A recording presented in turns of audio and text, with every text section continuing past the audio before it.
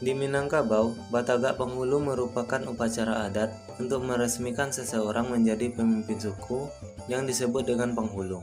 Dalam hal pengangkatan atau peresmian penghulu ini tidak bisa dilakukan oleh keluarga yang bersangkutan saja, namun harus berpedoman kepada petitih adat Mangke Rajo Sakato Alam, Mangke Penghulu Sakato Kaum, yang artinya hasil musyawarah kaum dan sepengetahuan penghulu-penghulu lain yang ada dan masyarakat dalam suatu nagari.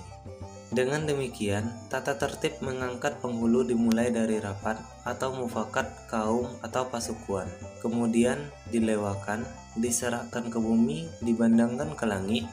yang artinya disampaikan ke seluruh penghulu yang ada dalam suatu nagari yang terhimpun dalam kerapatan adat nagari atau kan, sebagai pusek jalo kumpulan ikan, yang akan mengumumkan kepada kaum dan masyarakat